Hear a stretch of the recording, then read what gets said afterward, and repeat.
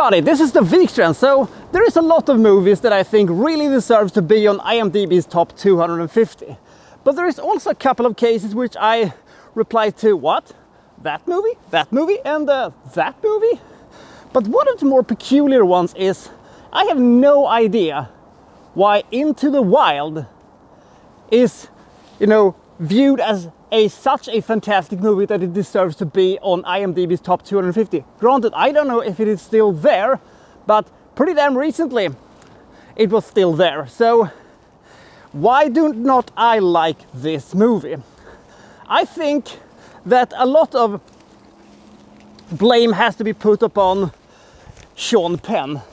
I really don't like him as a person, I don't like him as an actor, and I fucking hate him as a director. I've only seen a couple of, the movies he has done, but he doesn't do movies that I really like, and he doesn't, make movies in the way I enjoy.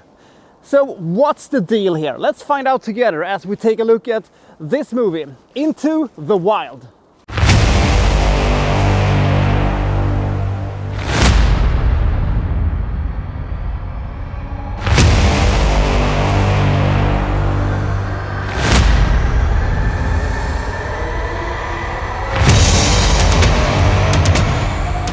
Chris graduates with top marks from college. Many people see, a bright future for him, but Chris really doesn't see, the future that way. He, doesn't seem to, care about, careers or money or stuff like that. And without, notifying anybody, he just takes off and basically becomes a drifter who, goes from town to town and, from place to place and in search of, I'm not entirely sure what he is searching for, but he wants to live close to nature and wants to, find harmony and stuff like that.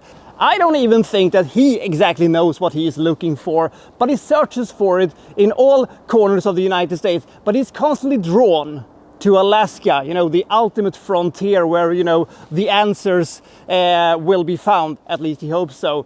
So the movie basically follows two different timelines. We have the one timeline wherein he is in Alaska and he has, found this bus that, just sits there in the middle of nowhere. God knows how he got there. And we also see, flashbacks on how he eventually would find his way up to Alaska and, meets people along the way and,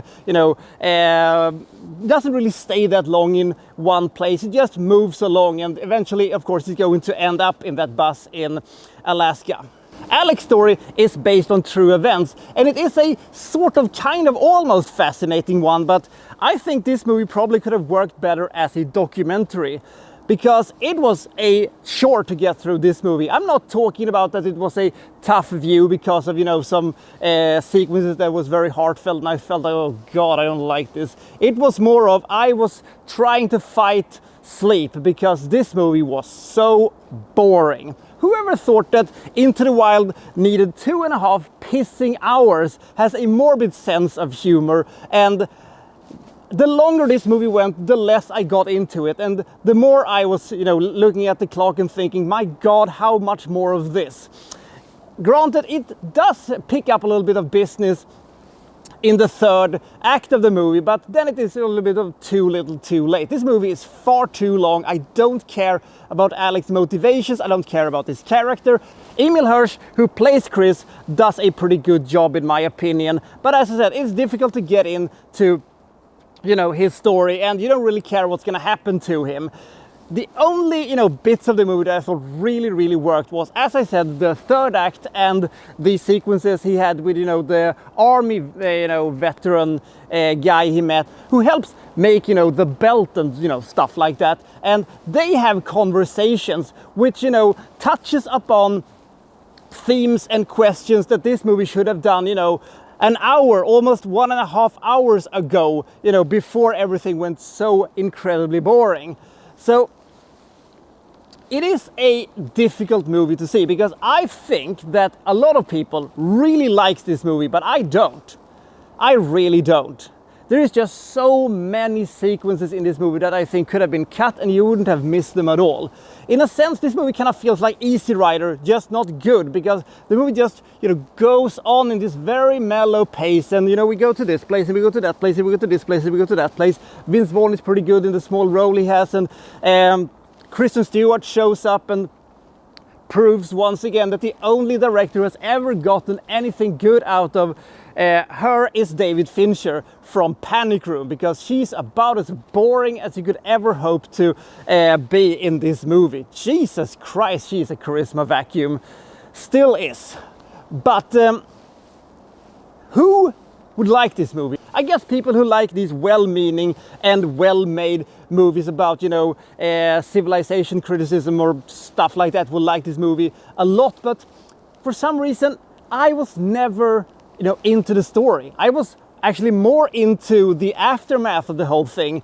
It is a damning indictment when, the title cards of the movie feels more important and feels more interesting than what led up to said title cards. It's not a bad movie, and the movie looks good, and the movie feels like it wants to tell us something, but I just don't know what that is, and I just wish that it could have taken, maybe an hour shorter to get to the actual point. You could have allowed almost the entire movie taking place in Alaska, and you could have had, small snippets of bits that led him up to this point. It would have been a much more effectively made movie, but I guess that Sean Penn wanted to do this for some reason, torturing me for almost 2.5 hours. I don't hate this movie. I just think it is a very overrated movie, which was not, my cup of tea. Into the Wild is a well-meaning and well-made movie. Nothing wrong with that, but it was so boring and it had this absolute snail's pace. And if I have to listen to another guitar-based singer-songwriter singing some kind of a mellow and, melancholy song over, these beautiful imagery, I will just vomit, I think. Jesus Christ! Couldn't you have had something else on that goddamn soundtrack? I give Into the Wild 44 points. There are good ideas here, and there are, good production value, and the actor does a pretty good job, but I did not care a single bit about this movie until the very, very end. So I'll see you next time from, well, so-and-so reviewing, well, such and such. Thank you for watching. Thank you very much.